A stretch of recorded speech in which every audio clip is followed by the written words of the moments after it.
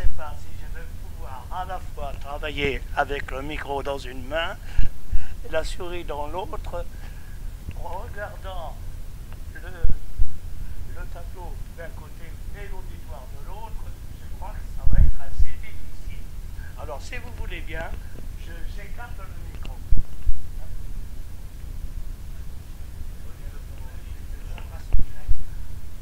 Ah, ah oui.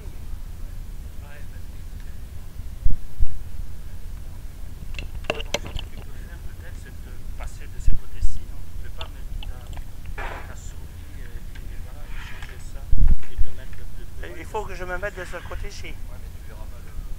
Non, de ah bah je vais avoir le torticolis. Tu tournes le dos au public. Non, bah tu le mets comme ça et puis tu regardes de temps en temps. Enfin, Oui, je vais regarder de temps en temps. Mais comme ça, voilà, tu tournes un peu. Oui. Voilà, je vais essayer. Je vais essayer cette formule un peu acrobatique. Et ce n'est pas fait pour mes vieilles années, cette acrobatie de tourner la tête d'un côté et ensuite de l'autre. Mais je vais essayer. Est-ce que la technique m'oblige à m'asseoir? Probablement.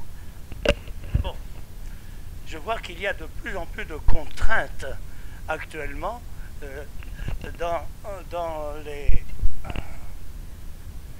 dans le système actuel, quand on a la vidéo, quand on a le réseau, quand on a tout à la fois.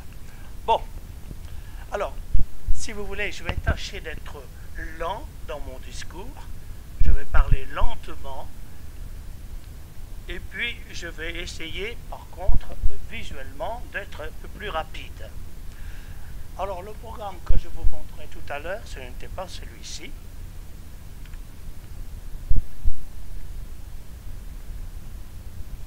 Je vais donc le quitter. Je me trouvais ici, dans un panorama, avec des visages qui sont des visages connus pour les Français. Ce sont les grands écrivains français. Je suis à l'origine un littéraire, quelqu'un qui connaît le latin et le grec et qui a appris les langages de programmation il y a 40 ans. Mais je suis resté cependant un littéraire. Et j'ai pu assembler tous les textes que j'ai trouvés sur Internet ou sur d'autres bases. J'ai trouvé beaucoup de textes dont j'ai fait des bases exploitables quand on a le DVD. Et il y a à peu près ici 60 millions de mots. Donc il y a là une base énorme. Et puis il y en a une autre qui fait 90 milliards de mots et dont je parlerai vendredi. Donc aujourd'hui, je ne vais parler que des bases françaises. Celle que je vous montrerai vendredi est aussi française, mais elle appartient à Google. Alors, quand on a ce panorama devant soi, on peut choisir un auteur. Et je peux vous demander lequel vous choisissez, sachant que je ne pourrais pas être aussi éloquent sur toutes les bases. Je ne connais pas tous les écrivains de la même façon. J'ai fait des ouvrages sur Proust, sur Zola, sur Hugo, sur Chateaubriand, mais je n'en ai pas fait sur Le Clésio. Le Clésio est l'auteur qui est peut-être le plus connu maintenant, puisqu'il a eu le prix Nobel il y a 3 ans. Le prix Nobel de littérature a été donné au dernier que vous voyez ici. Le dernier, c'est Le Clésio qui est là, tout à fait en bas, à droite. C'est un auteur qui est à Nice, que l'on peut connaître. Une de mes étudiantes a fait une thèse sur Le Clésio, avec sa permission. Et elle est allée le voir, et il lui a dit que dans sa jeunesse, il avait fait une thèse de statistiques littéraires sur, je crois que c'était sur Lautréamont, enfin sur un auteur français. Et puis il avait abandonné, et il est devenu un grand écrivain français. Alors si vous voulez, je vais vous parler de Le Clésio. Alors malheureusement, je suis obligé de charger de charger la base de l'Ecclésio parce qu'elle n'est pas sur le disque dur, elle se trouve ici, l'Ecclésio. Alors, abrir, ouvrir. Et donc, les textes qui sont nécessaires vont passer du DVD sur le disque dur. Et ceci est vrai pour tous les auteurs. Vous voyez, c'est pas très long, on est ça maintenant. Alors, il y a, dans ce logiciel, il y a deux fonctions, deux séries de fonctions. Les fonctions documentaires qui sont en haut, et puis les fonctions statistiques qui sont sur la marge gauche. Vous voyez, en bas, verticalement. Alors, la première des fonctions documentaires, c'est de lire le texte. Seulement, je ne la ferai pas fonctionner. Parce que l'Ecclésio est un auteur qui a été soumis au copyright. Et avec le copyright, je ne peux pas distribuer les textes de l'Ecclésio. Ils y sont, toutes les pages sont là, tous les mots sont là, mais je ne peux pas faire défiler les pages. Autrement, j'aurai un procès. Et est-ce qu'un informaticien pourrait décrypter les choses? La réponse est non. Parce que toutes les pages sont dans un ordre aléatoire. Aléatoire. Donc on ne peut pas décrypter. On peut voir une page, mais pas la première, pas la précédente, pas la suivante. Bon. Alors donc, je ne vous montrerai pas la lecture. Elle est interdite ici parce que c'est l'Ecclésio. Mais ce que je peux vous montrer, c'est la concordance. La concordance se fait en demandant une forme, un lemme c'est l'entrée du dictionnaire, ou bien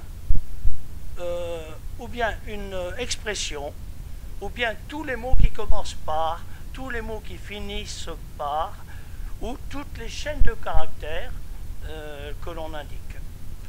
Et puis il y a encore d'autres façons. Enfin, il y a tout le panorama des recherches qu'on peut faire quand on veut avoir les différents. Oui, vous voulez peut-être éteindre la lumière, ce serait préférable pour... Non, c'est celle-là qu'il faudrait... Voilà, c'est mieux maintenant. Merci. Grazie.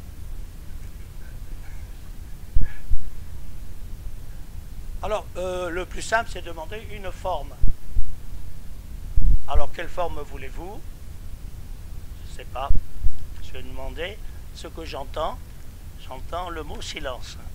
Eh bien, je demande le silence.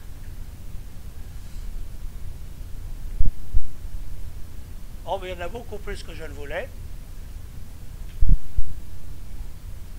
Alors, je ne pensais pas que ce mot-là allait provoquer une série aussi abondante. Je pourrais l'arrêter, mais si vous voulez, je laisse aller jusqu'au bout. Voilà. Il y a à peu près un millier d'exemples du mot silence dans l'Ecclésio. Et si je veux savoir ce qu'il en est pour une, eh bien, je clique sur et là, j'obtiens le texte entier. Bon, ce n'est pas révolutionnaire. Tous les logiciels font ça maintenant. Hein. Même Word, simplement avec Word, vous n'aurez pas la totalité des œuvres de l'Ecclésio, car il y a 32 romans. Avec Word, ça ne marchera pas très bien.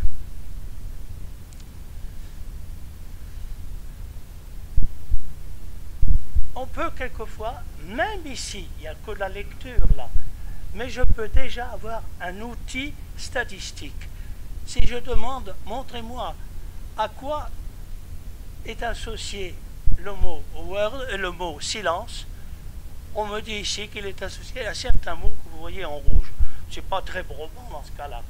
Mais dans certains cas, ça sert à souligner les mots qui sont accordés au mot qui est le mot pôle.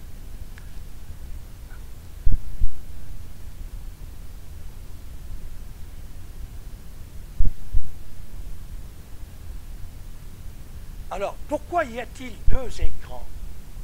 Il y a un écran où vous avez à gauche le texte normal et vous avez à droite un texte, c'est le même, mais chacun des mots est transformé en lemme. Le lemme étant l'entrée du dictionnaire.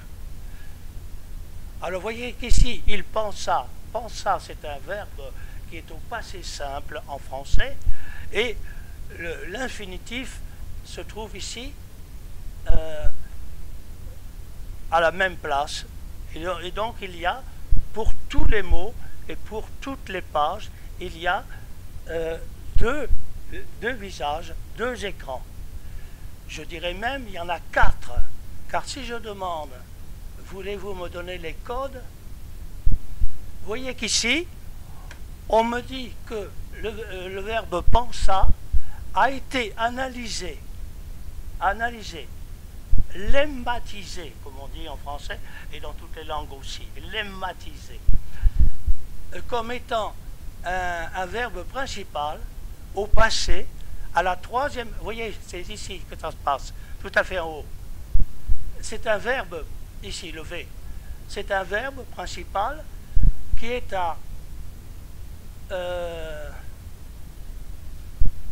au passé simple. Le S, ça veut dire le passé simple, à la troisième personne du singulier, et le V, je ne sais plus ce que veut dire ça. Ce sont des codes qui sont les codes d'un lemmatiseur qui, pour le français, s'appelle cordial. Et c'est le meilleur lemmatiseur qu'on a pour le français. J'ai la bouche sèche, quand on a fait chaud, ça arrive souvent.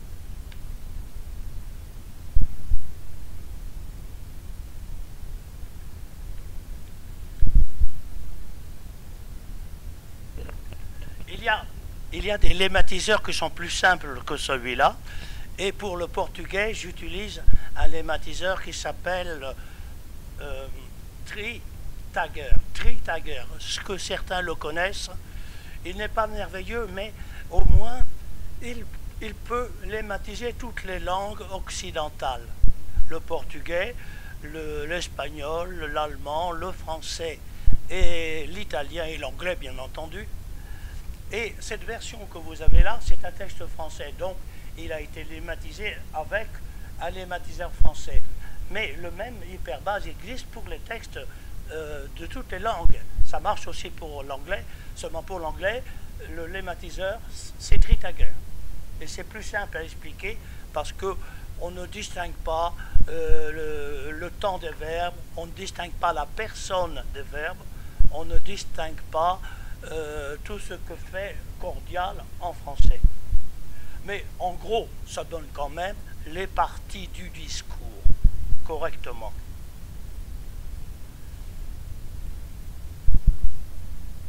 Alors le il qui se trouvait ici, le premier mot, le il, eh bien, était analysé comme un pronom personnel de la troisième personne du singulier. Vous voyez, c'est assez facile à comprendre.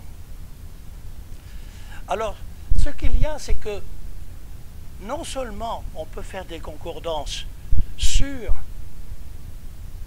les formes, mais aussi sur les lemmes, mais aussi sur les codes, et même sur la quatrième espèce que je vais vous dire après. Si je demandais, donnez-moi donc des exemples de passé simple à la troisième personne, je pourrais appuyer ici. Ah non, ça n'a pas fonctionné, c'est pas ce que j'attendais. Quand c'est là. Je reviens à l'exemple où j'étais. Pourquoi n'a-t-il pas fonctionné? J'étais dans la concordance. Et j'avais demandé un mot. Ah oui, je comprends. Parce que je ne suis pas dans le bon chemin. Il aurait fallu que j'aille directement dans la page. Il faudrait que j'aille dans la page. Et ensuite, étant dans la page, je pourrais... mais là, je ne peux pas parce que je ne peux pas aller directement dans une page, étant donné le copyright. Donc, je ferais mieux de prendre un autre exemple. Un autre exemple parce que le copyright va me gêner tout le temps. Il va me gêner. il va me gêner, il empêche certaines fonctions de marcher. Alors je vais donc m'en aller, je vais lui dire de quitter, et je prends un autre exemple, lequel vous voulez, à condition que vous ne preniez pas les noms qui sont en bas. Tout cela, c'est le copyright qui va me gêner. Je sais pas, vous voulez Proust? Ah bon, alors on va aller sur Proust.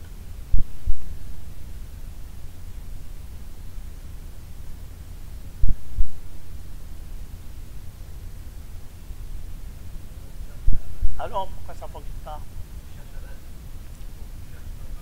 Qu'est-ce qui ne va pas?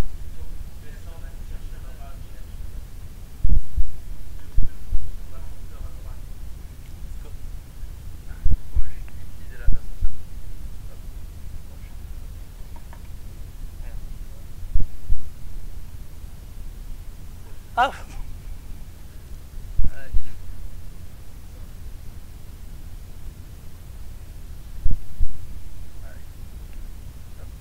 ouais. J'ai brûlé une étape.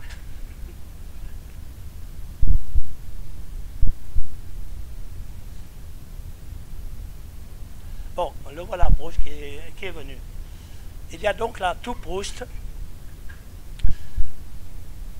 Et donc je vais m'en aller dans la lecture. Ce que j'expliquais tout à l'heure, et ça n'avait pas voulu marcher correctement. Ah, il m'a mis ma souris à l'envers. Il est...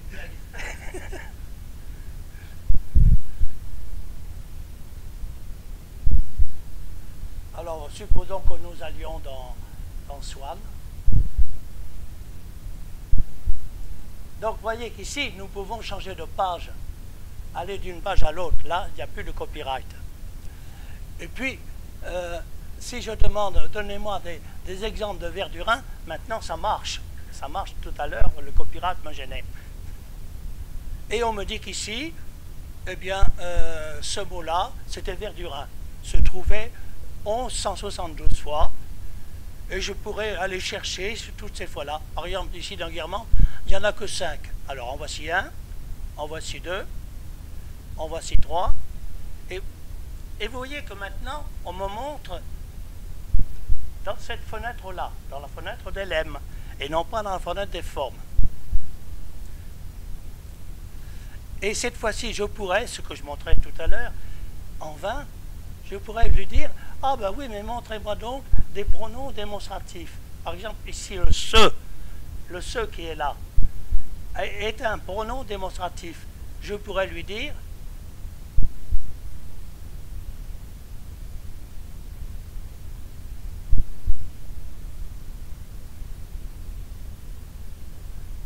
non, je ne le dirai pas. Je ne le dirai pas parce que c'est une fonction à laquelle j'ai renoncé, parce que des se démonstratifs, il y avait des dizaines de milliers, et ça ne servait à rien d'aller chercher une dizaine de milliers. Donc, cette fonction existait, mais je l'ai supprimée.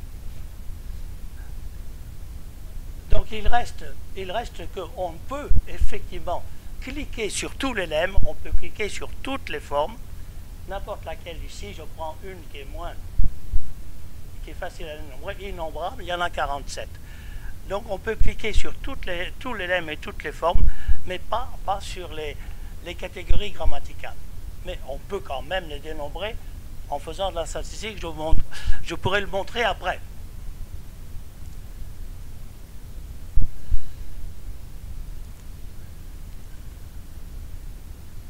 Deuxième façon de faire. Tout à l'heure, c'était la concordance. La deuxième façon de faire, mais là, je ne vais pas trop insister parce que Laurent va le faire. On peut avoir la recherche de contexte. Ceci est très classique, mais cette fois-ci, au lieu d'avoir une ligne, on peut avoir tout le paragraphe. Et c'est important quand on peut ensuite rechercher ce qui, étant donné tous ces paragraphes où il est question d'un mot, ce qui fait l'unité de ces paragraphes-là, et là, on commence à aborder le domaine de la statistique. Mais, voyons, cherchons un mot. Quel mot nous sommes ici dans Proust. Y a-t-il un mot qui vous intéresse dans Proust? Jalousie. Supposons que ce soit le mot jalousie. Bon, à votre avis, il y en a beaucoup, parce que pour Proust, bon, pour Proust, c'est un peu l'équivalent de l'amour. Voilà, nous en sommes ici à 222, vous voyez tout à fait en haut, emploi du mot jalousie. Comme tout à l'heure, il suffit de cliquer sur un exemple, et nous avons cet exemple avec la page. Et alors, où intervient la statistique? C'est que je peux me dire, voyons, quand Proust utilise le mot jalousie, quels sont les mots qui tournent autour? Il y aura certainement le mot amour. Hein? Mais quels autres mots? Eh bien, il suffit de compter tous les mots qui sont dans ce paragraphe-là. Il y en a 222. On en fait, comment dire, un texte, et on va projeter ce texte-là sur l'ensemble de Proust pour voir qu'est-ce qu'il y a de particulier, quels sont les mots qui co-occurrent, c'est-à-dire qui se rencontrent avec la jalousie, et donc qui ont un lien sémantique avec la jalousie.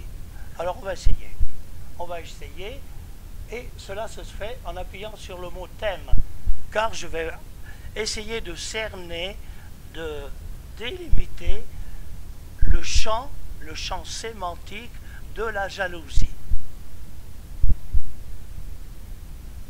Je continue. Alors, les choses, généralement, quand elles se passent dans le bas de l'écran à gauche. C'est pour que les gens prennent patience quand il faut attendre quelques secondes et qu'ils ne disent pas « ça ne marche pas ce truc-là hein ». Et voilà. Alors, voyez qu'à gauche, vous avez la liste des mots qui sont en relation sémantique avec la jalousie. Et ceux qui connaissent Proust savent pourquoi il y a Odette. Odette fait avec Swann un couple, et un couple malheureux où Swann est toujours jaloux. Mais ce n'est pas le seul exemple. Il y a un deuxième exemple où Albertine, ça c'est plus loin dans Proust. Albertine, il y a des raisons de penser qu'elle est infidèle. Et donc le narrateur qui est amoureux d'Albertine, en réalité Albertine c'est Albert, hein, il y a un changement de sexe. L'amoureux d'Albertine, il est la proie sans cesse à la jalousie. Et vous voyez qu'Albertine est là, et quels sont les mots qui vont avec? Je vous l'avais prédit, il y a le mot amour, il est là en troisième position. Vous avez Albertine, vous avez cruel, vous avez regret, vous avez jaloux, vous avez souffrance, vous avez excité, soupçon. Vous voyez que tout ça est très révélateur, très cohérent. Tous ces mots-là sont des mots qui sont des substituts, des équivalents du mot jaloux. Et puis, effectivement, avec ça, vous pouvez dire, oh bien, il y a là la définition, elle est très pessimiste. La définition de l'amour pour Proust, c'est de la jalousie. Voilà, c'est de la souffrance, c'est de la jalousie. Il vaut mieux ne pas aller de ce côté-là. Hein.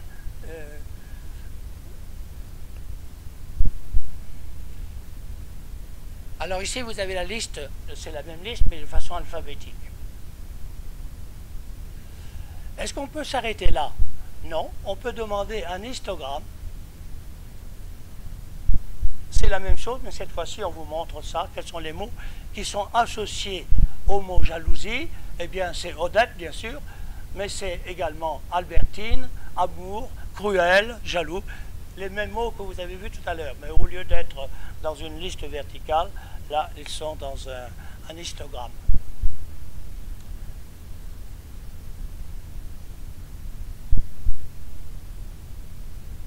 On peut aller plus loin. en essayant de faire un graphe, avec ces mots-là. Et je vais essayer de le lancer.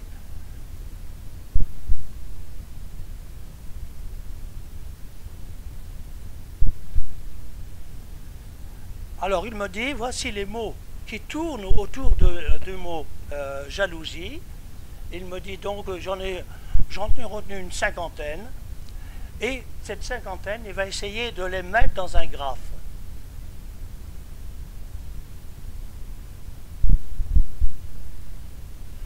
Voilà, il y a une représentation hiérarchique où les mots qui sont le plus proches de la jalousie sont en gros caractères et puis sont plus proches. Mais deuxièmement, les mots qui sont dans l'environnement de jalousie ont aussi des liens les uns avec les autres. Et les liens les uns avec les autres, c'est comme par exemple la souffrance qui doit être associée à d'autres mots. Là, on ne comprend pas très bien toujours parce qu'il y a trop de traits ici. On pourrait lui demander de faire une analyse moins riche. Celle-là, c'est la plus riche. Mais je peux supprimer des traits de façon qu'on les voit mieux.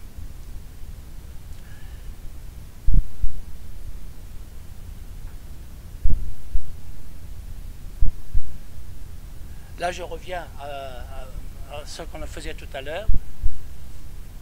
Et puis, je peux de nouveau revenir ici à la place centrale. Alors, où je suis allé? Tout à l'heure, je suis allé au contexte. Et à partir du contexte, j'ai cherché les thèmes, le thème de la jalousie qu'on m'avait proposé.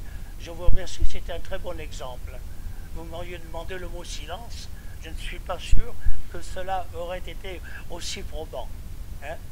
Mais ne croyez pas que cette demoiselle faisait partie d'un complot. Non, je ne vais pas demander ça. Alors, puisque je viens d'aborder la statistique et que la recherche documentaire, je la laisse plutôt à mon associé, je vais m'en aller du côté de la statistique de façon tout à fait claire. Et la première chose qu'on se demande, c'est qu'est-ce qui est spécifique d'un texte ou qu'est-ce qui est spécifique d'un auteur. Alors, si vous voulez, je prends la première fonction, spécificité. Et on me propose un choix. On me dit, voulez-vous le 1 ou le 2? Alors, je vais prendre le 1. Et le 1 vous donne quoi? Vous donne ce qui est spécifique, ce qui est caractéristique d'un texte. Ici, dans Proust, il doit y avoir 3 plus 2, il doit y avoir une quinzaine de textes différents. En principe, il n'y en a que 7, mais certains ont été subdivisés. Et alors, que voyez-vous dans le premier? Ceux qui ont lu Proust, en commençant par le premier, savent qu'il est question de l'enfant. C'était à Combray, il parle de sa mère, il parle de Françoise, il parle de sa grand-mère. Et c'est pas là qu'il en parle, mais c'est quand même là que ça se passe. La fameuse Madeleine de Proust, où est-elle? Elle est là, dans le premier, même si on évoque le souvenir, on l'évoque tout à la fin de Proust, tout à la fin dans le temps retrouvé. Bon, c'est pour vous dire ce dont il est question dans le premier texte de Proust, qui se passait non pas à Combray, mais dans la réalité à Illiers. Je suis allé à Illiers il y a seulement 2 ou 3 mois. C'est un petit village. Mais où il y a le souvenir de Proust. Hein. Il y a la maison de Proust, non pas de Proust, mais du père de Proust, qui était docteur, qui était le docteur du village. Bon, en tout cas, il est question de l'enfance. Et vous voyez, la tante de Proust, Françoise, qui était la servante, maman, vous voyez, on voit très bien de quoi il retourne. Vous allez me dire, Ben, c'est pas la peine de lire le livre, il suffit de lire le résumé. C'est un résumé, cela. Hein? C'est la liste des mots clés qui sont dans le roman. Cherchons autre chose. Vous voulez voir à la fin, de quoi il est question à la fin? Je prends le dernier. Eh bien, de quoi il est question? Il est question de la vieillesse. Vous voyez, le premier, il est question de l'œuvre. Il est certainement question du temps. Cherchez le temps. Il doit y être. Oh, ben, il n'est pas loin. Il est là, le temps. C'est pas le même univers. C'est quelqu'un qui a vieilli et qui réfléchit sur son œuvre. Est-ce que mon œuvre va rester? Qui réfléchit sur le temps, qui réfléchit sur la mémoire. Et là, c'est là qu'on trouve l'épisode sur la Madeleine. Et si vous regardez bien, le dernier mot de la recherche du temps perdu, c'est le mot temps, avec une grande majuscule. Eh bien, cela se voit dans ce résumé. Hein, vous voyez? Alors, pourquoi il y a plusieurs colonnes? Ici, ce sont les formes. Là, ce sont les lemmes. Hein, les lemmes ont un code. Le mot 2 signifie qu'il s'agit d'un nom. Guermantes est un nom. Rachel est un nom. La plupart du temps, d'ailleurs, ce sont des noms. Mais pas toujours. Par exemple, même est un adjectif. Et il doit y avoir, autrefois, c'est un adverbe. Vous voyez, il y a des lemmes ici. C'est-à-dire des formes qui ont été analysées, codées, lemmatisées.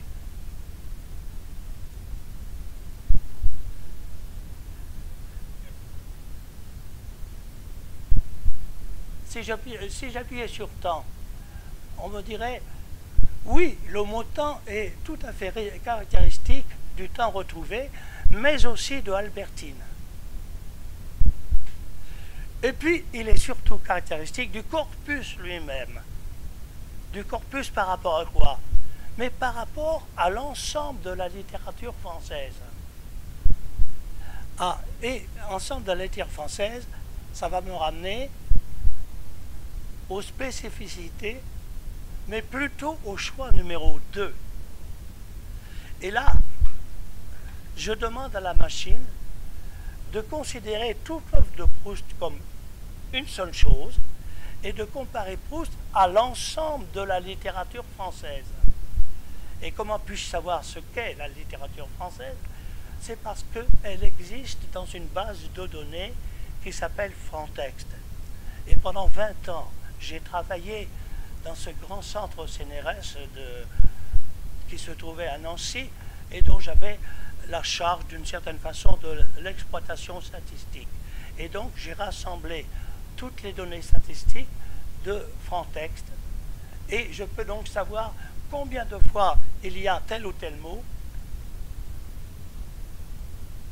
Par exemple, le mot agréable ici se trouve 2595 fois dans Frontext, dans la littérature générale, et se trouve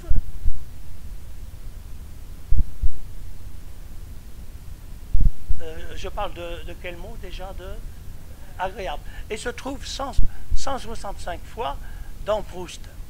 Alors il faut donc faire une comparaison. Tout dépend de la taille de Frontext et tout dépend de la taille de Proust. Je peux vous dire que Proust, ça fait 3 millions, non, ça fait 2 millions de mots, et que Frontext doit faire 100 fois plus, à peu près 200 millions. Pas tout à fait à ce moment-là, parce qu'il y en avait moins à l'époque, mais disons le rapport est peut-être de 1 à 100. Je dis de 1 à 100, mais c'est approximatif. Donc,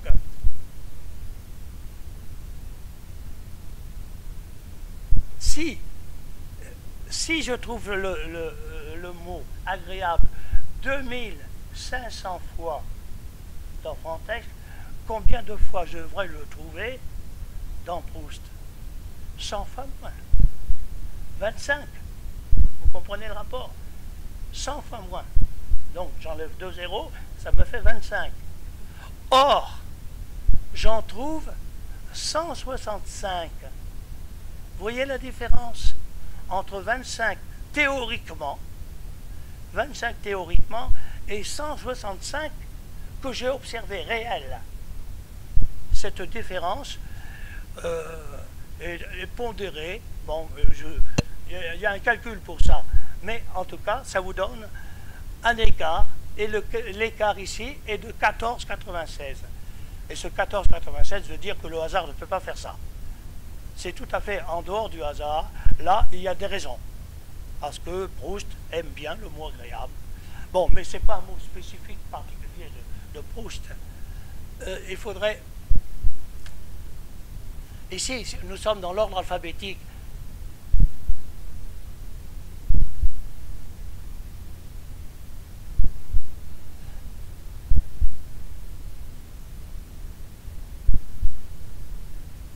Comment ça fait que les mêmes... Alors, prenons le mot amour, par exemple, ici. Le mot amour, lui, est 16 000 fois dans un cas et à peu près 1000 fois dans l'autre. Là encore, il y a un énorme écart. Un énorme écart entre ce qu'on trouve chez Proust et ce qu'on trouve ailleurs. Même si le mot amour est très employé chez les romanciers, parce que si vous enlevez l'amour dans un roman, il ne reste pas grand-chose, généralement. Oui, mais chez Proust, c'est beaucoup plus que ça. C'est la matière même de son roman. On peut aussi lui demander non seulement les mots, mais on peut lui demander les phrases. Ah oui, d'accord, excusez-moi. Là, ça ne s'applique pas au corpus en son ensemble.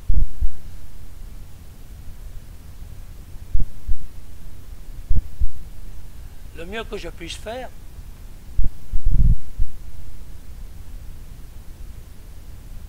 c'était tout de même de vous montrer celui-là. C'est la même chose. Mais au lieu d'être alphabétique, celui-ci, il est hiérarchique. Et vous voyez que les écarts réduits sont beaucoup plus violents, parce que nous sommes en tête ici. Et les mots les plus spécifiques, mais ça c'est évident, ce sont les noms propres. Il n'y a aucune raison que vous utilisiez le mot Swann si vous faites un nouveau roman. Swann, c'est dans Proust. Donc, si vous voulez...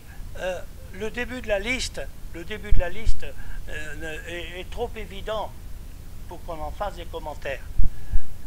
Mais vient un moment tout de même où, par exemple, nous avons princesse. Princesse n'est pas un nom propre. Eh bien, pourquoi princesse? Parce que parmi les personnages de Proust, il y a des tas de duchesses et de princesses. On est dans un certain univers, l'univers de l'aristocratie, et donc il y a beaucoup de princesses.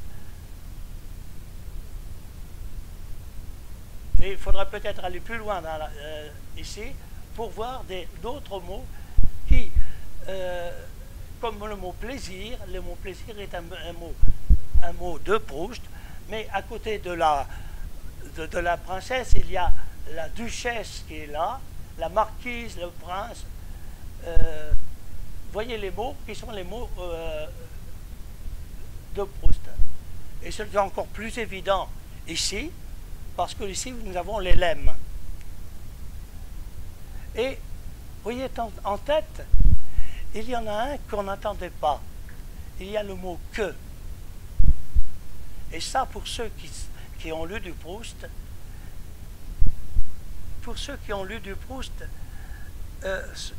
le fait que soit en tête, ça signifie quelque chose. La phrase de Proust, elle est très longue. Elle fait 33 mots en moyenne, alors que normalement, une phrase française fait 13 mots. 13. Là, 33. Or, si la phrase est longue, il y a beaucoup de chances qu'il y ait des constructions qui nécessitent des conjonctions, des pronoms relatifs. Ça devient nécessaire. Et voilà pourquoi il y a tant de que. Vous voyez ici le que dans la phrase de Proust. Ça indique une spécificité syntaxique. On ne fait pas de la statistique textuelle uniquement sur la sémantique, sur les mots sur le sens des mots, mais également sur les propriétés syntaxiques, sur les spécificités de l'écriture. Et ceci en est un très bon exemple.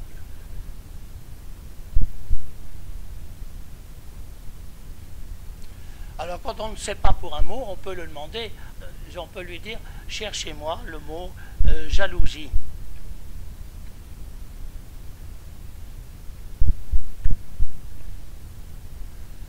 Eh bien, on me dit qu'effectivement, le mot jalousie est tout à fait spécifique de Proust, puisque on en trouve 222 et qu'il y en a 974 en tout dans Franc-Texte. C'est-à-dire, à lui seul, Proust utilise un quart de toutes les occurrences de jalousie, comme s'il était le propriétaire, le premier actionnaire de la firme jalousie.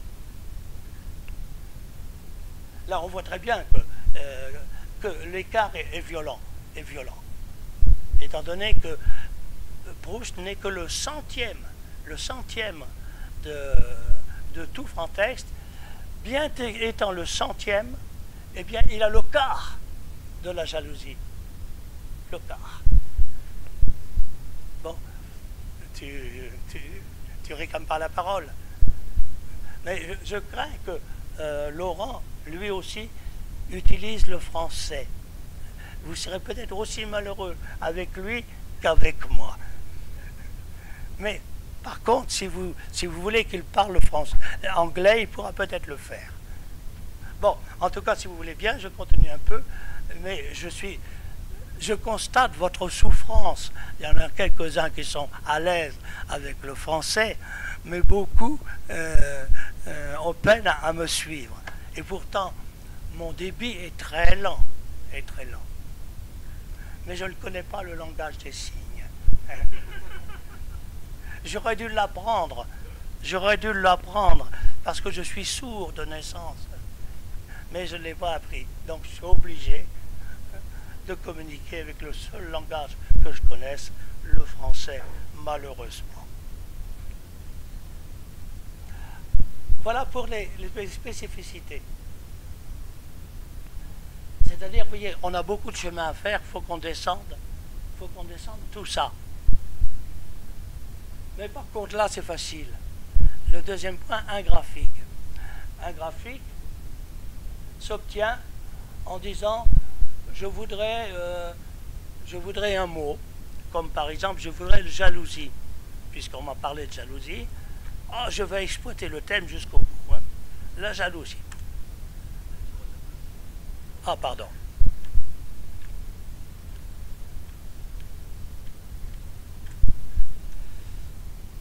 Alors, que vous disiez-je tout à l'heure? Que la jalousie était surtout présente dans deux endroits de Proust, c'est-à-dire dans un amour de Swann, et vous voyez ici c'est bien le cas, et puis dans la relation de l'auteur avec Albertine. Et Albertine, c'est non seulement ici Albertine retrouvée, mais c'est également Albertine qui est la prisonnière. Et puis il y en a deux. Vous voyez, ces quatre textes-là sont centrés sur Albertine et donc sur la jalousie.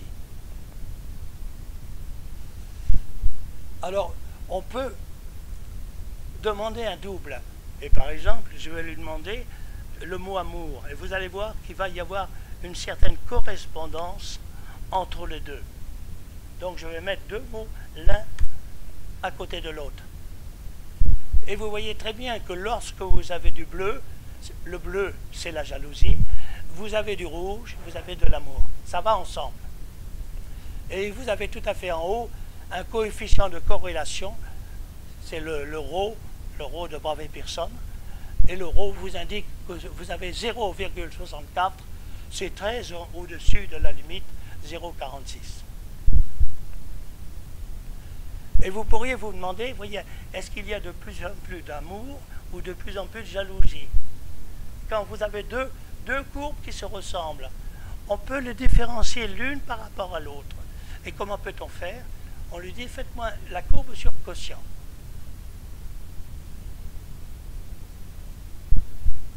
Alors, le rapport de la jalousie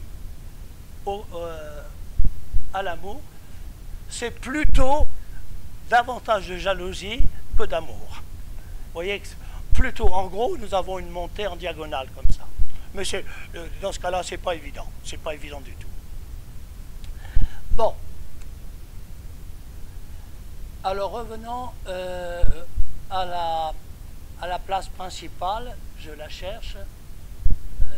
Ah oui, c'est là. Vous voyez, cette petite flèche verte vous ramène toujours à cet endroit-là. Heureusement qu'elle existe, sans quoi on serait perdu. Il y a des logiciels qui mettent tout sur une seule page. Mais quelquefois, on ne voit pas très bien ce qu'il faut voir, parce qu'il y a trop de choses. Et il y a des logiciels, comme le mien, qui sont multi-fenêtres, et qui vont de fenêtre en fenêtre. C'est plus clair, à condition de pouvoir revenir toujours au même endroit.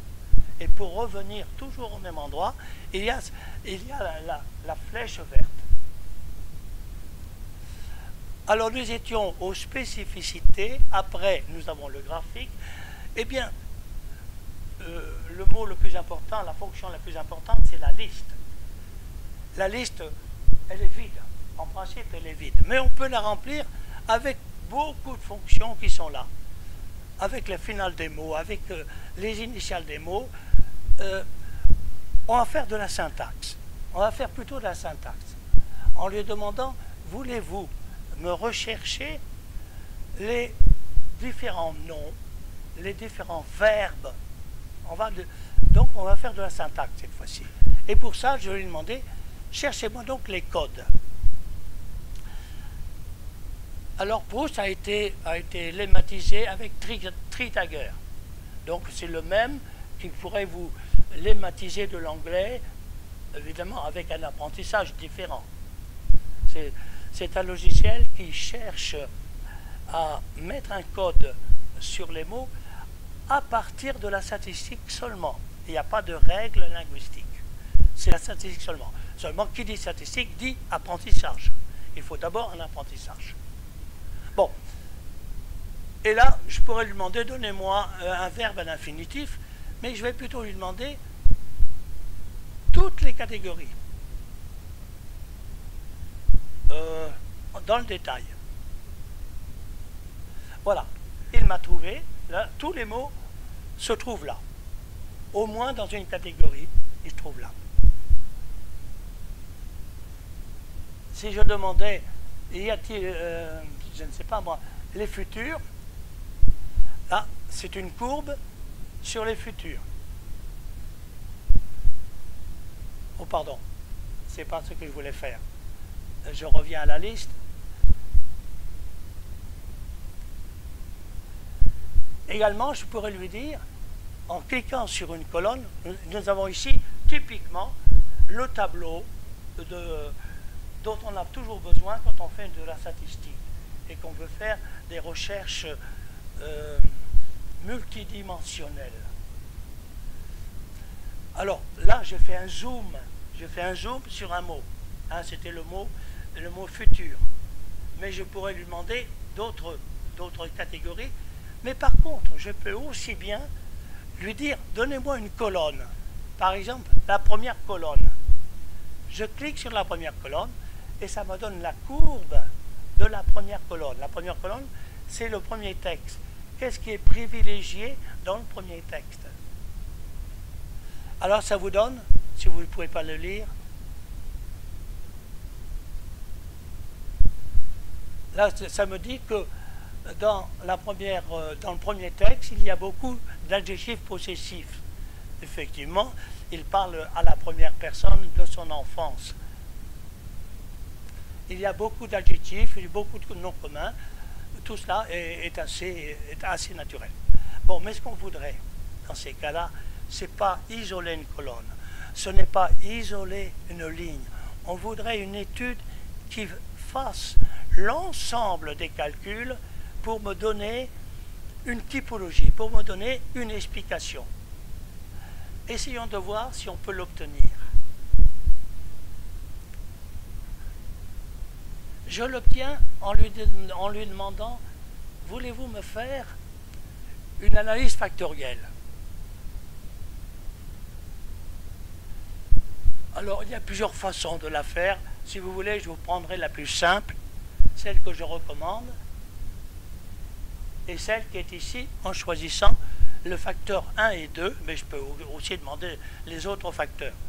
Le facteur 1 et 2, et voilà, vous avez une carte.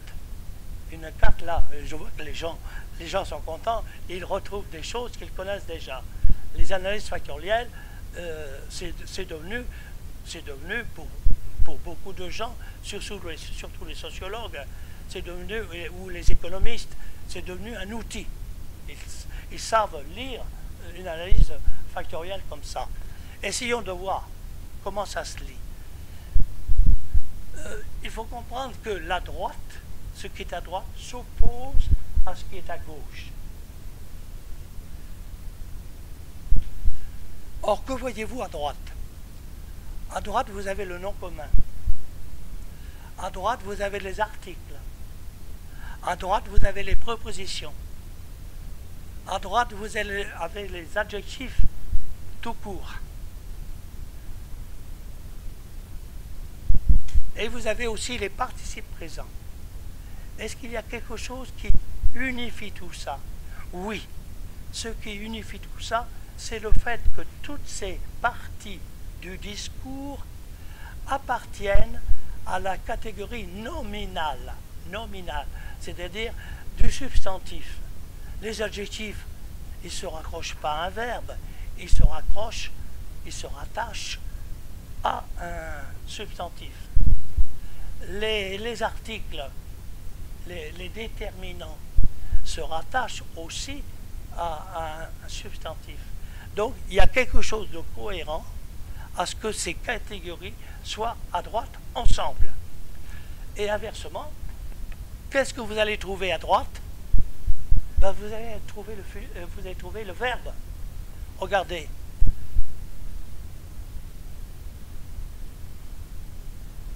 Vous avez le subjonctif, le présent, le futur, le passé simple. Et vous avez les pronoms.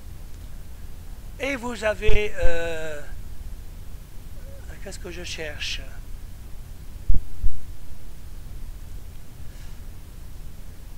Bon, vous n'avez pas le mot verbe, parce que le mot verbe, c'est une catégorie qui a été divisée. Mais tous les verbes sont à gauche, c'est la catégorie du verbe. Et les pronoms, ça va avec les verbes. Il y a une chose qui m'étonne, c'est que j'arrive pas à trouver les adverbes.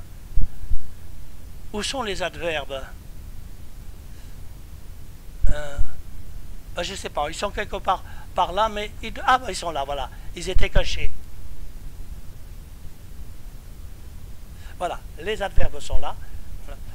Vous voyez, il y a quelqu'un qui regarde, qui dit, mais vous trichez là, vous bougez les points. Oui, non, parce que quand les points se recouvrent, c'est gênant. Alors, mon logiciel permet de les bouger un peu seulement, un peu, de façon qu'on puisse les lire. Mais je ne pourrais pas dire, je prends l'adverbe et je le mets là-bas. Ah non, il refuse, il ne veut pas. Donc vous avez une lecture des catégories grammaticales qui est logique et qu'on retrouve dans tous les textes. Mais ce n'est pas la seule chose intéressante. C'est que vous avez en bleu, vous avez les textes en bleu. Certains textes sont d'un côté, du côté des catégories nominales, et certains textes sont de l'autre côté. Alors cherchez Swann. Eh bien, Swann se trouve du côté du substantif. On l'avait déjà vu tout à l'heure. Et cherchez la prisonnière. La prisonnière se trouve ici. Mais en réalité, dans Proust, ce n'est pas aussi tranché qu'on pourrait le penser. Parce qu'il y a beaucoup de reprises dans Proust. Certains textes ont été écrits à une certaine époque, mais on le retrouve à la fin, ou inversement. Avec d'autres auteurs qui ont des romans complètement distincts les uns des autres, l'axe chronologique est beaucoup mieux marqué. Avec Proust, les choses sont mélangées parce qu'il n'a fait qu'un seul texte. Il n'a fait qu'un seul texte. Il a tout le temps repris son texte, il a tout le temps corrigé. Et en réalité, on ne sait pas très bien où est la chronologie. Donc, avec Proust, la chronologie, ça ne marche pas très bien.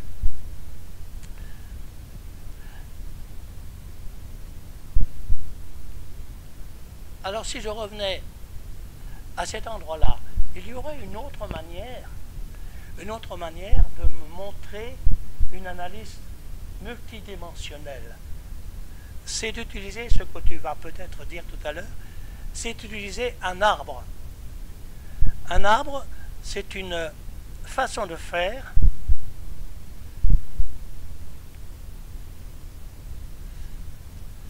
qui va me représenter sur un graphe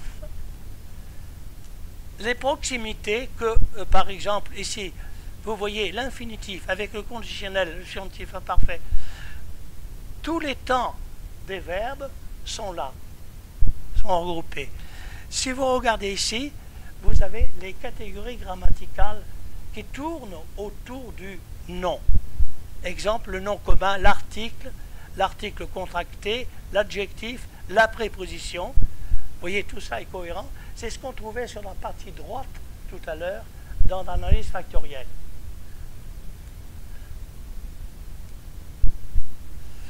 Et à côté de ça, il y a d'autres choses qui ne sont pas toujours très lisibles. Bon, là, je ne pourrais pas faire de commentaires sur cette branche qui est là.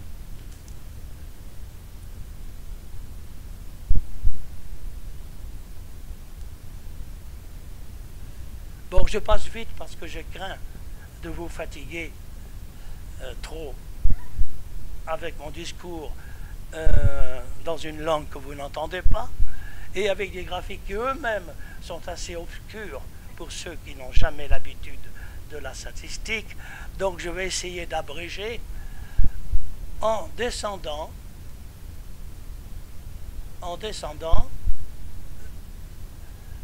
la marge et en allant voir la distribution. La distribution, il y a des choses simples dans la distribution, c'est quand je demande quelle est la taille de chacun des textes. Et ça, c'est important parce que c'est avec les choses que vous avez là, les effectifs que vous avez là, que tous les calculs sont faits après. Ici, nous savons que Proust, pour l'ensemble de Proust, ça fait 1,5 million, 1,490,000. Et le premier texte représente 88 000 sur ça. C'est comme ça qu'on fait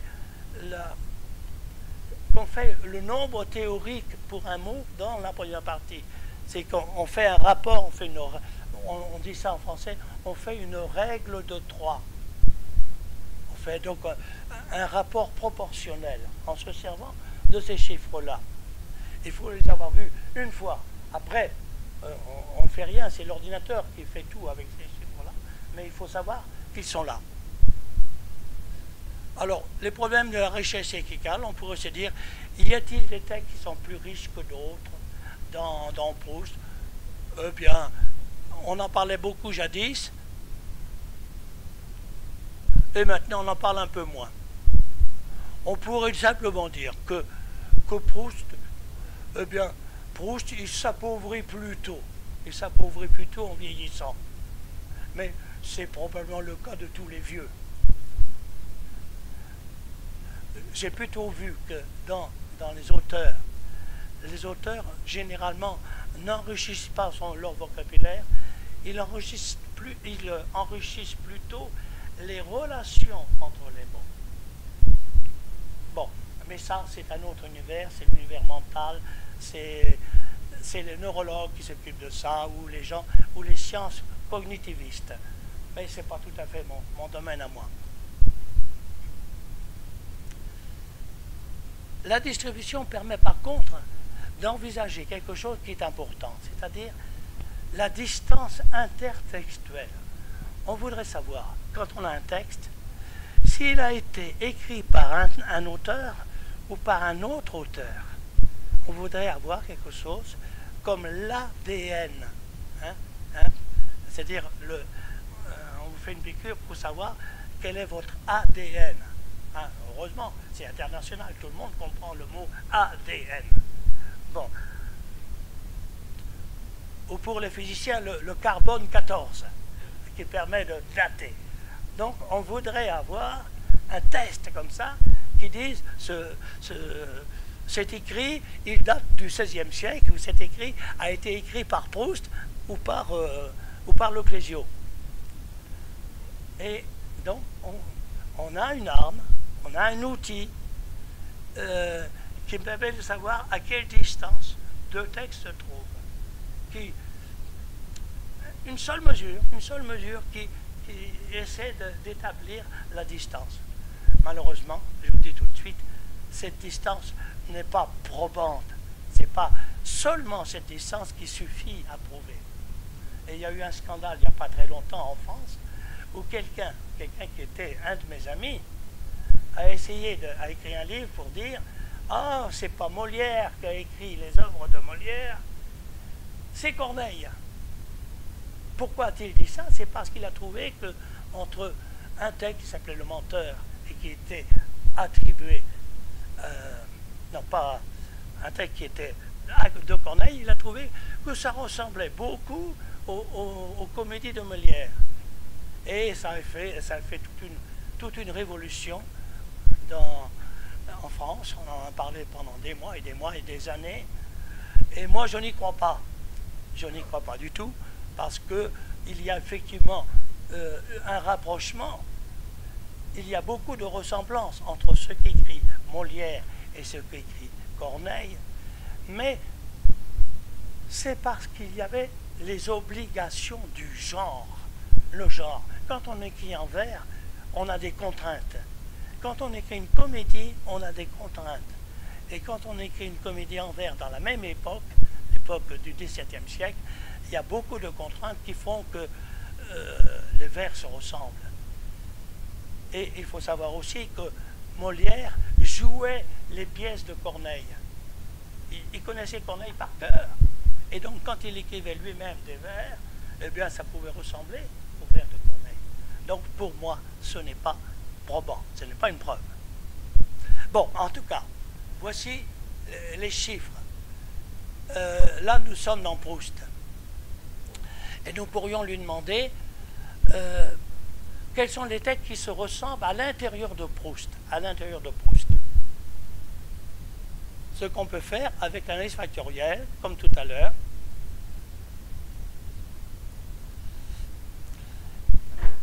Et là, nous avons tout de même ici une séparation entre les premiers textes de Proust et les derniers textes de Proust.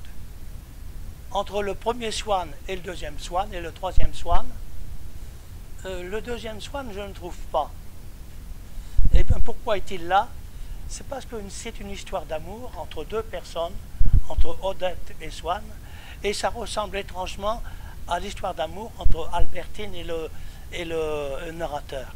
Hein? Et donc voilà pourquoi le Swann, qui devrait se trouver là, se trouve ici.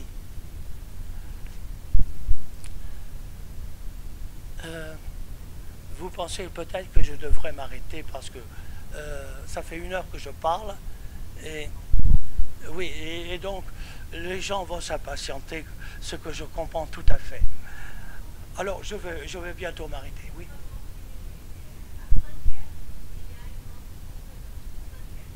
Ah, et il est 4 heures. Dans 1 heure. Bon, ben merci. Ça, c'est un élément que je ne connaissais pas. Maciel ne le connaissait pas, parce qu'il m'a dit « Oh, tu peux parler jusqu'à ce soir, à minuit !» Bon, je vois que ce n'est pas possible.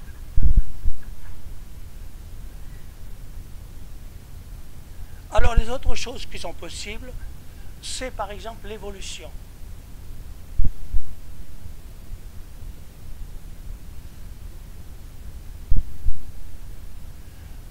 Il y a un test qui permet pour chacun des mots de savoir si le mot augmente avec le temps ou bien si le mot descend avec le temps. Et il est appliqué à tous les mots.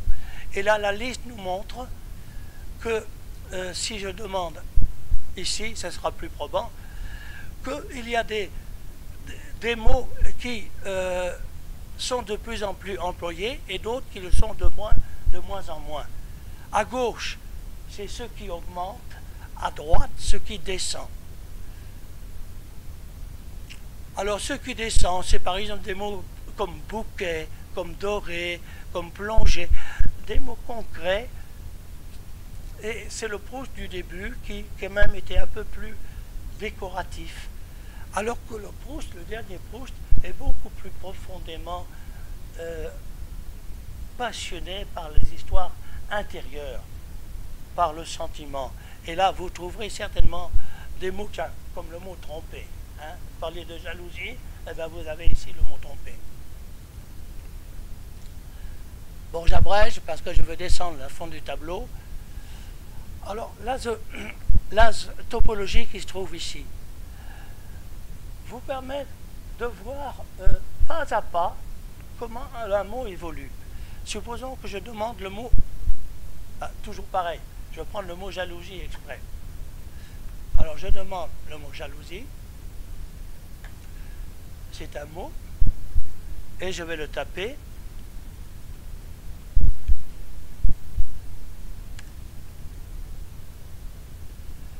Si l'emploi était normal, c'est-à-dire de façon équilibrée, eh bien, nous aurions la jalousie le long de la diagonale. Alors, comment ça procède? C'est-à-dire, dès que je trouve le mot jalousie dans le texte, je mets un point rouge. Si j'en trouve un qui est tout à fait à côté, à la phrase suivante, je le mets au-dessus. Je le mets au-dessus, en me déplaçant d'un cran. Et si par contre, je n'ai plus de jalousie, je lis 20 pages, il n'y a pas de jalousie, eh bien, les 20 pages, je vais les parcourir à l'horizontale, et là, je vais mettre mon point. Alors, quand je ne trouve pas le mot, je reste à l'horizontale. Quand je trouve, au contraire, le mot, je remonte à la verticale. Et ça vous dit que le mot jalousie, il est employé surtout dans Swann. Vous le voyez bien, ça monte de façon vertigineuse. Vous voyez tous les points, d'ailleurs il n'y a qu'à les compter. Tous les points sont dans Swann. Et puis, pendant un bon moment, il n'est plus question de jalousie. Vous voyez très bien, il n'y a plus d'exemples, plus aucun exemple. Et puis, quand on vient dans la prisonnière, voilà que la courbe remonte. Et donc, là, vous avez un point pour chacun des mots. Et je pourrais associer un autre mot. Je ne sais pas qu'est-ce qu'on pourrait utiliser comme autre mot. On va mettre un autre mot. Oh, je ne vais quand même pas mettre le mot amour. Vous allez penser à ça. Je sais pas, je mets le mot guerre. En principe, c'est pas associé. On va voir. Ah non, c'est pas là. Le mot guerre. En principe, c'est quand même pas les mêmes endroits. Vous voyez, c'est pas aux mêmes endroits. Vous voyez, il n'y a pas de point commun entre le mot guerre et puis le mot jalousie. Le mot guerre existe parce qu'à la fin de la recherche du temps perdu, il est question de la guerre de 14-18. Et c'est à ce moment-là que vous voyez ici cette énorme montée en bleu, parce qu'on parle de la vraie guerre de 14. Mais Proust ne parle pas de la guerre des sexes, parce que vous pourriez dire, oh mais jalousie, c'est la guerre entre l'homme et la femme. Non, non, c'est pas son vocabulaire. Et là, si je demandais combien de fois y a-t-il, voyez en bas, combien y a-t-il de concurrence entre le mot jalousie, qui est là, et puis le mot guerre qui est là. On me dit, oh ben il n'y en a que 2, dans la même page. Et si vous dites, oh mais c'est pas dans la page que je veux, dans le paragraphe. Et dans le paragraphe, il n'y en a qu'un seul, un seul exemple. Et il y a une statistique, normalement, il devrait y en avoir plus. Mais c'est deux mots antithétiques, ou du moins qui n'ont pas de point commun, et Proust ne les met pas ensemble. Mais assez souvent, si j'avais mis le mot amour, par exemple je mets le mot amour, là vous allez voir qu'effectivement il y a certainement un rapprochement.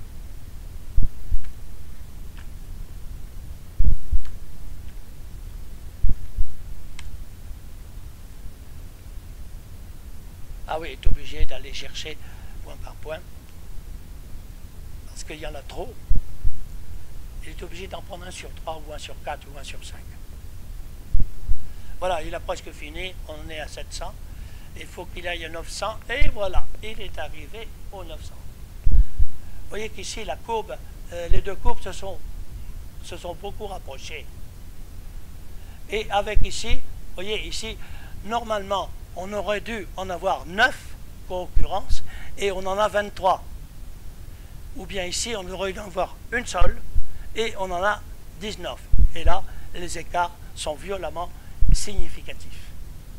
Donc, il y a une relation entre l'amour et la jalousie. Bon, alors je vais bientôt m'arrêter. Ça fait plusieurs fois que je vous le dis. Maintenant, ça va devenir effectif, car je n'ai plus grand-chose à dire. Sinon, peut-être faire la courbe. La courbe. C'est pas la courbe. C'est la représentation des 300 substantifs les plus fréquents chez Proust, et je montre comment ils s'associent les uns aux autres. Alors voyez ici, et généralement vous trouvez ça dans tous les auteurs, vous voyez qu'il y a quelque chose qui est commun entre la salle, le matin, la fenêtre, le soleil, le ciel, la mer, l'eau, la terre. Ce sont les éléments matériels, concrets. C'est le cadre, le paysage. Et si vous allez de ce côté-là, eh bien, vous allez avoir les mots abstraits. Les mots comme par exemple ici, le sentiment, l'intelligence, la qualité, la valeur, l'intérêt, l'amour, la jalousie. Vous voyez qu'ici, vous avez des mots abstraits qui sont les mots du sentiment. Et puis ici, vous allez avoir la société. Vous allez voir le roi, l'oncle, la sœur, la princesse, le fils. Donc, on voit très bien comment le vocabulaire fait des zones, des constellations, un peu comme les étoiles qui sont dans des configurations. Les mots vont ensemble. Et généralement, on a un axe concret, abstrait, et puis un autre axe qui est social, individuel. Très souvent, c'est ça.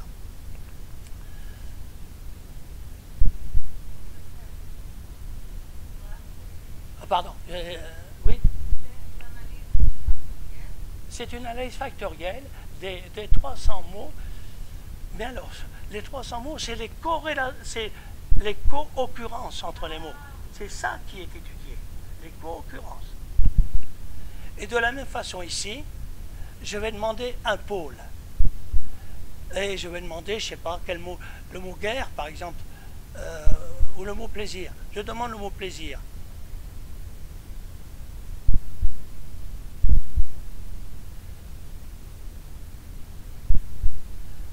Il me donne quels sont les mots qui tournent autour du mot plaisir. Eh bien, il peut y en avoir qui sont négatifs, comme la tristesse, mais d'autres qui le sont moins, comme la joie ou le bonheur, le désir. Vous voyez que toutes les notions qui sont proches, plus ou moins proches de plaisir, se trouvent ici, avec des relations entre elles. En bleu, ce sont les relations latérales, et en haut, et en rouge, les relations directes avec le plaisir. Mais avec ça, vous pouvez faire une page de commentaires. Et si je choisis un autre mot, soit d'un autre mot, vous pouvez faire une autre page de commentaires. Quel mot je vous... Par exemple, je prends le mot cheveux. Je pense qu'on peut tirer d'ici, sinon en tirant par les cheveux. Eh bien, quand il y a un mot cheveux, eh bien, il y a les yeux, il y a la joue, le nez, le visage. Bon, je ne sais pas ce qu'on peut dire avec ça, c'est assez naturel. Mais vous voyez que ce n'est pas artificiel, que ça correspond bien à une certaine logique. Bon, c'est au moment où ça devient intéressant que je suis obligé de m'arrêter. Là, je ne ferai pas quelque chose sur le segment répété. Vous voulez que j'aille jusqu'au segment répété? Mais c'est peut-être pas très la peine. Alors, cette recherche est assez difficile parce qu'il faut chercher les phrases qui se répètent à l'intérieur de Proust.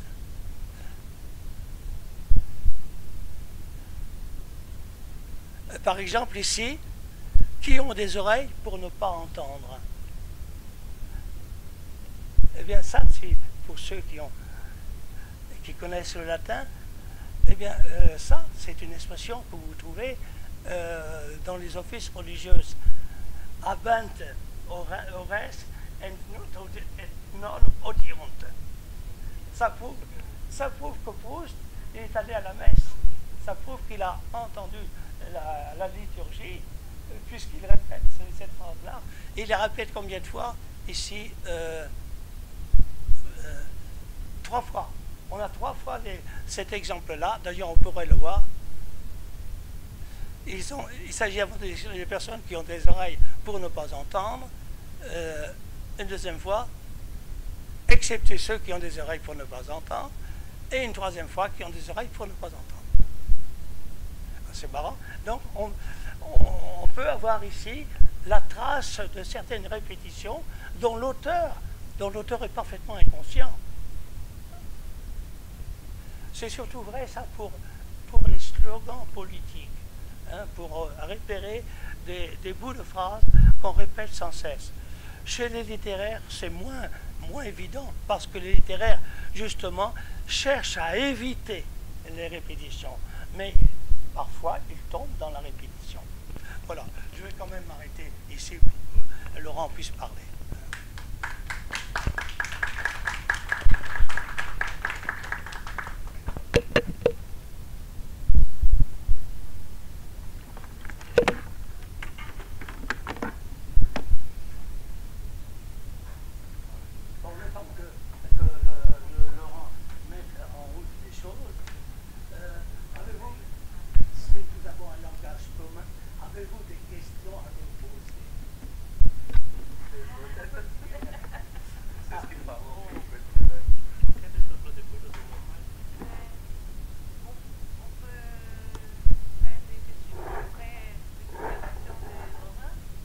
Simplement parce qu'il a besoin d'une minute. Oui. Mais comme il est très rapide, la minute est déjà écoulée. Voilà. Ou presque. Vous voyez, il est déjà là, en train de... C'est un pur informaticien, donc les machines ne lui font pas de problème. Je pensais que je faisais des confusions avec les cours courants sur le segment répété. Maintenant, je sais qu'ils sont très différents. Les concurrences, c'est dans la même phrase, mais ils ne sont pas obligés d'être l'un à côté de l'autre, les mots. Ils peuvent être dans la même phrase. Oui. Tandis que le segment répété, c'est vraiment des chaînes de caractères.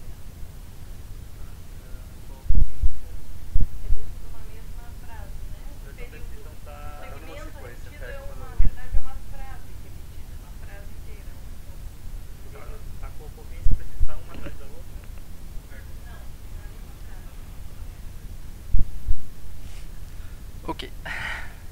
Bon, et ben, je vais vous parler plus brièvement de mon travail. Donc, comme l'a dit Étienne, je suis informaticien. Je m'appelle donc Laurent Vanny, je travaille au même laboratoire qu'Étienne.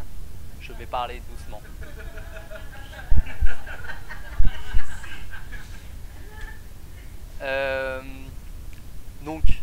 De formation informaticien, mon travail est surtout de reprendre le travail d'Étienne et de le porter sur Internet. Vous avez pu voir que tous les outils statistiques et documentaires d'Hyperbase, ils sont nombreux. Il aurait fallu encore une deuxième après-midi pour tout présenter. mon rôle, ça va être de prendre ce logiciel et de le rendre accessible pour tout le monde sur Internet. Oui. Oui.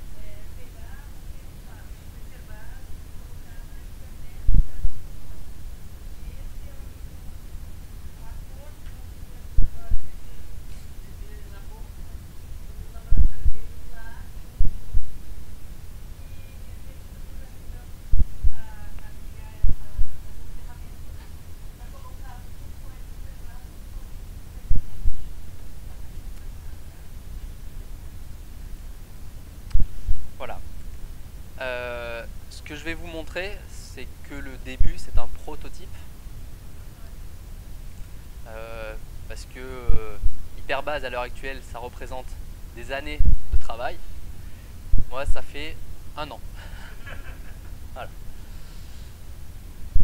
Donc, aujourd'hui, il y a une adresse où vous pouvez essayer, qui s'appelle, c'est ce qu'on voit en haut, ça s'appelle hyperbase.unis.fr.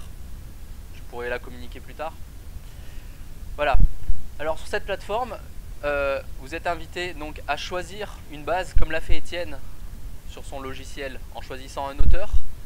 Là, on clique en haut à droite et on va pouvoir chercher aussi un auteur des bases, si la connexion me le permet, sinon je l'ai en local. Hop, je passe en local. Voilà. Alors, c'est un ensemble.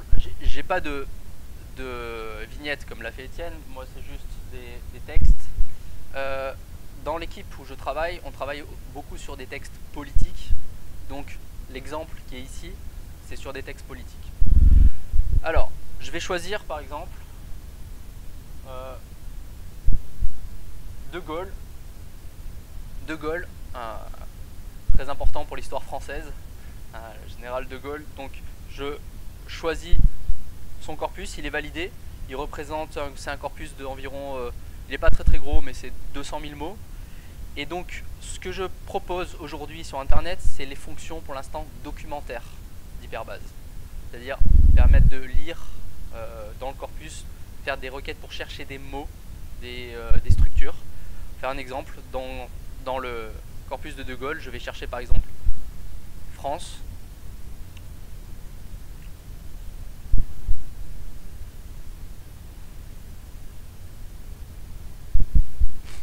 Voilà, donc j'ai fait la demande de rechercher le mot France qui va s'afficher naturellement sous forme d'un concordancier. Voilà, c'est la même fonction qu'on avait vue dans Hyperbase tout à l'heure, le concordancier, où il y a cette partie centrale qu'on appelle le pivot, c'est la requête, c'est ce qu'on cherche, et on voit ce qu'il y a à gauche et ce qu'il y a à droite de ce mot recherché. Donc voilà.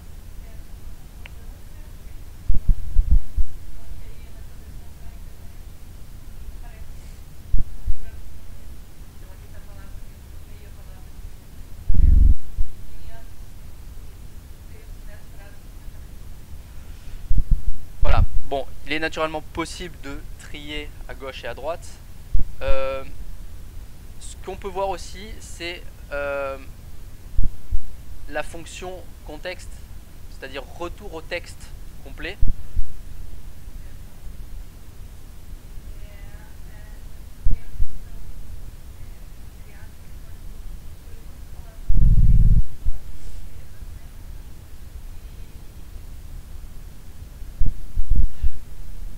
C'est le retour au texte. Texte naturel. Texte naturel. Ce qu'on voit ici, c'est des méta-informations. C'est des informations qu'on peut rajouter dans le texte pour le classer. Donc voilà, là on peut lire, on peut retourner au texte et lire le mot France dans son contexte. Pour chaque mot, on a des informations de type quels sont les codes.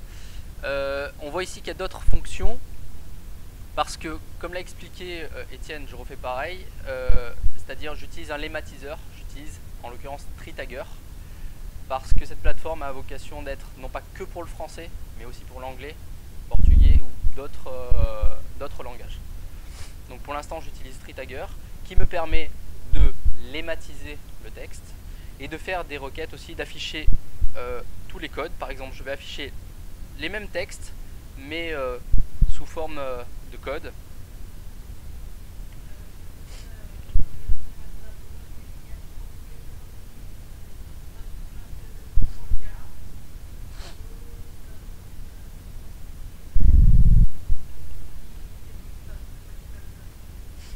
Voilà, c'est un peu ce que vous avez montré Étienne juste avant, c'est tous les mots, toutes ces formes graphiques mises sous forme de codes grammaticaux.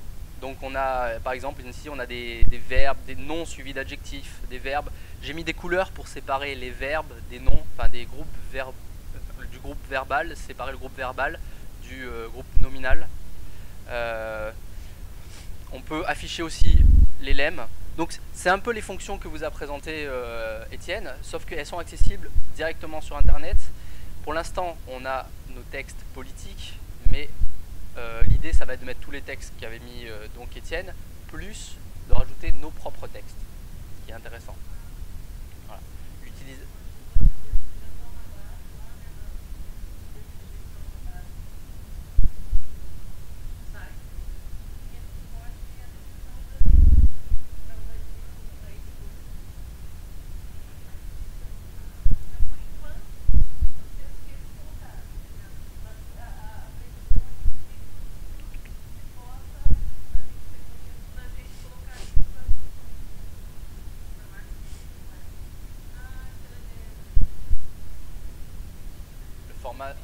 Le type de fichier,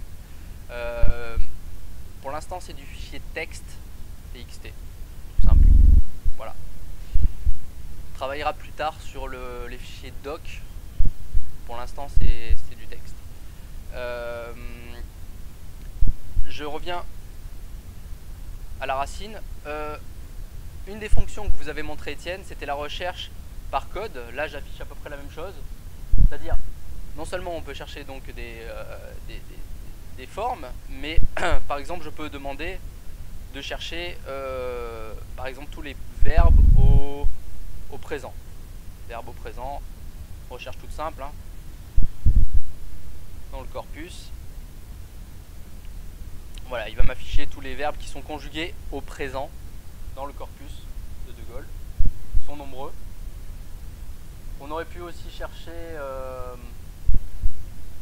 j'arrête la recherche. On aurait pu chercher aussi via...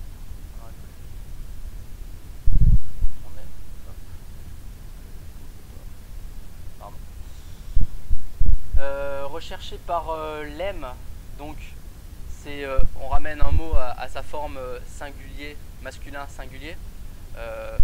Donc, cherchons par exemple le mot travailler par exemple, c'est un lemme et on va lui dire qu'on va le fixer en plus, justement, on veut le lemme travailler dans sa forme donc en verbe mais au présent. Voilà, c'est une autre recherche et on obtient tous les lemmes travailler conjugués au présent. Donc bien sûr on peut combiner aussi cette recherche. Je vais vous faire par exemple, on revient sur France, et là je vais vous mettre dessous, là j'ai un France suivi d'adjectifs, on peut combiner. On peut mettre aussi des jokers, c'est-à-dire faire France suivi d'adjectifs, suivi de n'importe quoi.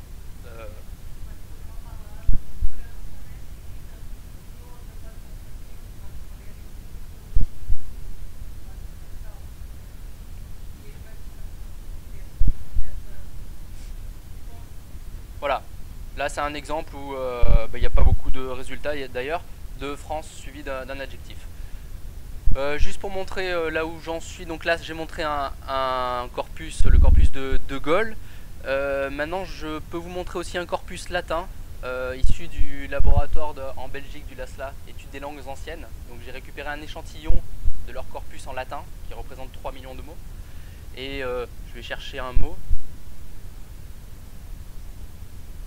Un petit peu. que le fonctionnement, en fait, le fonctionnement est similaire, hein. Voilà, là j'ai un extrait du corpus latin qui étudie le... Voilà, donc c'est un exemple.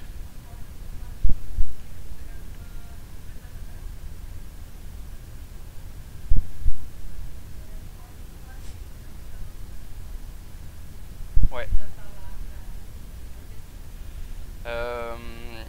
Je peux montrer les codes. Forcément, les codes sont différents. C'est plus vraiment comme en français, verbe et ce genre de choses. Il y a beaucoup de déclinaisons, c'est assez compliqué. Donc c'est pas encore fini, mais l'idée ça va être pareil, de faire une recherche de forme, recherche de schéma de code en fait. Et voilà, bon ça c'est un exemple. Voilà. Par exemple le que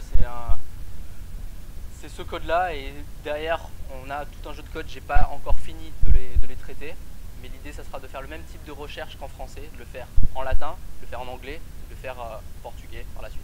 Il y aura tout ça. Voilà. Je passe maintenant à un autre outil qui est en ligne actuellement, c'est l'analyse arborée que vous a montré aussi Étienne. C'est pareil, c'est un début. Je suis reparti du travail de Xuan Luong, qui a fait un logiciel que j'ai mis donc sur internet directement, qui va faire cette analyse arborée. Alors je vais vous montrer un exemple qui est basé sur cette matrice là, je l'affiche, bon c'est juste pour information. Alors je reviens, je vais... Ouais.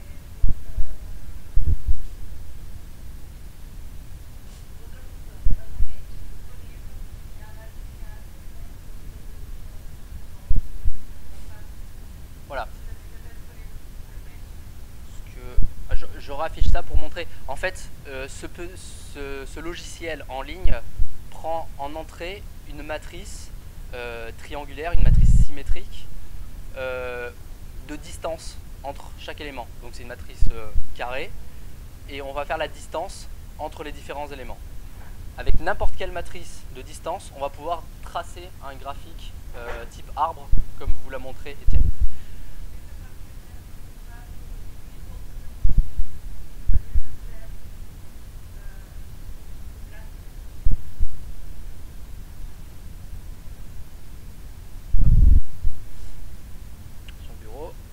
La matrice, je la valide et je trace. Voilà, bon, c'est un exemple. Ce qu'on voit ici, c'est... alors je vais expliquer, la matrice, c'était un exemple toujours sur les textes politiques, où là on est parti de l'ensemble des substantifs de tous ces présidents, de tous les présidents de la République française qu'on a vu depuis De Gaulle jusqu'à Hollande à l'heure actuelle. On a fait l'intersection de leurs substantifs et on a gardé que les substantifs qui partagent.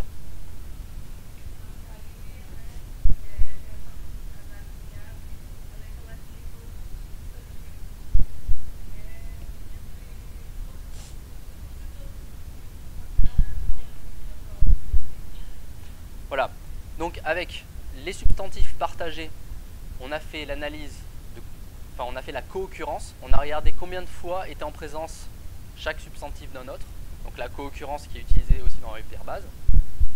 Et pour chaque président, cette analyse de co-occurrence, ça a fait un profil. Ça a fait le profil d'un président, le profil de l'autre président, et avec ça on a fait le calcul du Qui2, test du Qui2, voilà, pour calculer la distance entre chaque président. Et au final, on obtient ce graphique qui permet de voir comment sont proches ou comment sont éloignés chaque président. Ici, ce qu'on peut observer, c'est surtout une chronologie. On a De Gaulle, Pompidou, Giscard, Mitterrand, Chirac. Enfin, c'est l'histoire de la France qu'on revoit. Mais c'est marrant, puisque en analysant le vocabulaire, les co-occurrences, on retrouve cette chronologie et on retrouve présidents qui se regroupent. Voilà.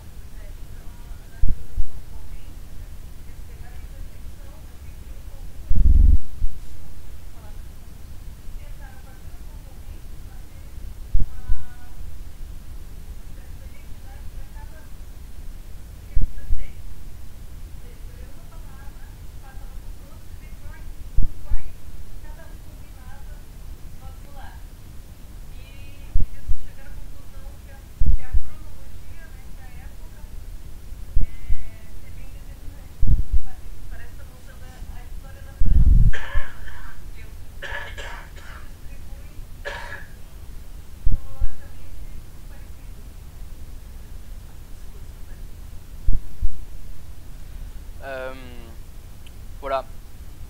Essentiellement, ce que propose la plateforme à l'heure actuelle, c'est un début, prototype.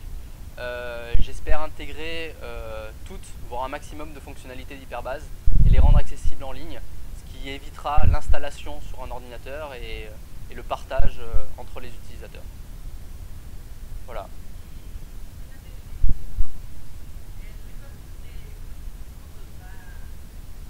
Oui, oui, oui. Alors, le corpus de Google qui va être présenté par Étienne aussi sera, pareil, intégré en ligne. Donc, en ligne, on va proposer beaucoup de corpus disponibles. Mais l'intérêt aussi, c'est que l'utilisateur vienne avec ses textes et qu'il puisse les comparer avec les textes déjà présents.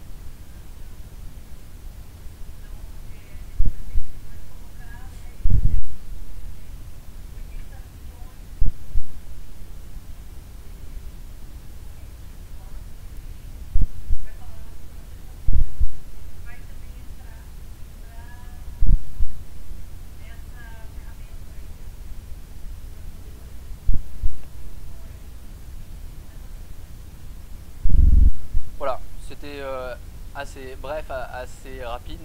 Il n'y a pas la même quantité de temps de travail, mais mon rôle en tout cas, ça va être de reprendre le travail d'Étienne et de le rendre disponible sur Internet. Et j'espère vous représenter la plateforme d'ici quelques temps avec quasiment tous les outils d'Étienne.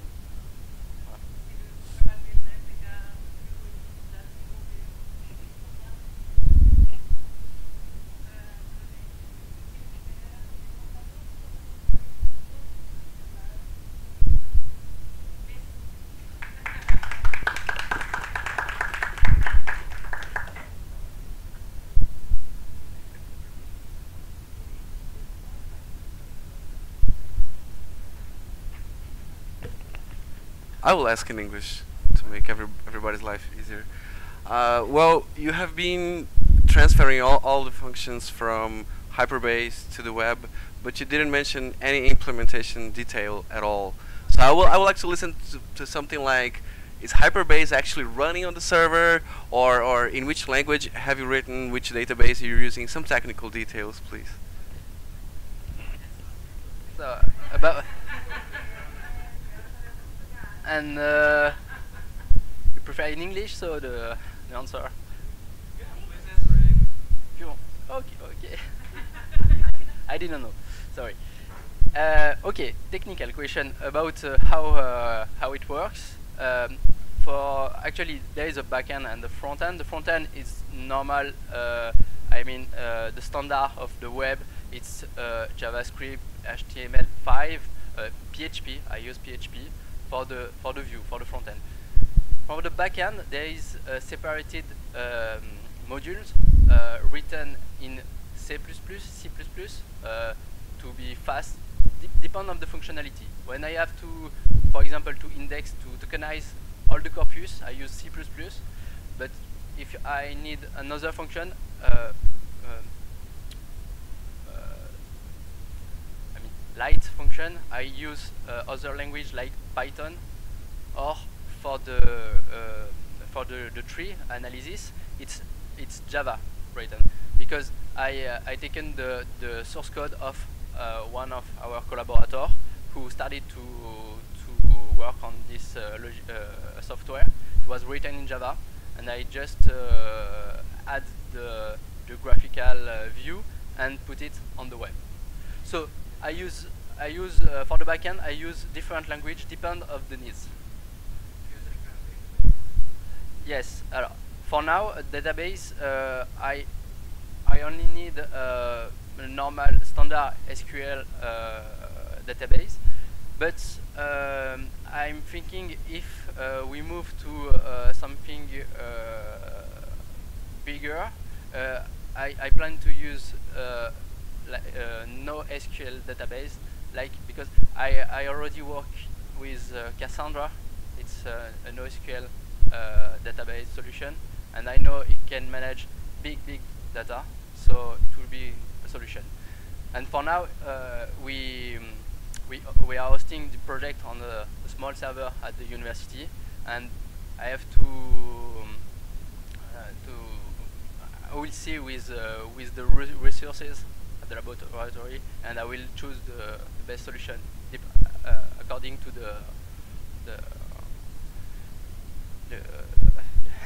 the resources.